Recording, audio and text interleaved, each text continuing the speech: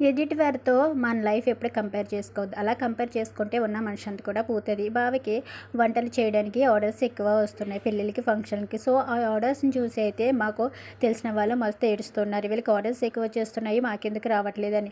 చెప్పుకోవాలంటే మనము ఎప్పుడైనా సరే ఎదుటివారు చెప్పినప్పుడు వాళ్ళని అర్థం చేసుకుని వాళ్ళు చెప్పిన దాని మీద లేదా మనం అడిగిన దాని మీద కొంచెం ఒక రూ. 10 తగ్గించి తక్కువగా టేస్టీగా చేస్తే మనకి ఆర్డర్స్ వస్తాయి. అంతేకాని నాకు డబ్బు ఎక్కువ కావాలి అంటే ఎవరు చేస్తారు? అలాగే ఇచ్చిన మాట నిలబెట్టుకుని అన్న టయానికి వెళ్ళి వాళ్ళకి మనం వంటలు అందించగలిగితే నమ్మకం ఉండి పదే పదే మనకి చెప్తారు. అంతేగాని వాళ్ళు మన దగ్గరికి వచ్చినప్పుడు ఒక రేటు, వాళ్ళు వెళ్ళిపోయినాక మళ్ళీ ఫోన్ చేసి ఇంకొక రేటు మాట్లాడితే వీళ్ళు గంటకొక రేటు మారుస్తున్నారు, వీళ్ళకి ఎందుకు ఆర్డర్స్ ఇవ్వాలని సో క్యాన్సిల్ చేస్తారు. సో అటువంటి ఒక మాట మీద లేనప్పుడు వాళ్ళకి ఆర్డర్స్ ఎలా వస్తాయి? బావ ఎప్పుడో ఒక రూ. 10 తక్కువకే చేస్తారు. ఎందుకంటే నాలాంటి పరిస్థితే కదా అందరిది అని ఆలోచించి తక్కువ చేస్తూ ఉంటాడు కాబట్టి ఆర్డర్స్ వస్తూ ఉంటాయి. దానికి చూసి ఏడ్ చేసే వాళ్ళు ఏడ్ చేస్తున్నారు.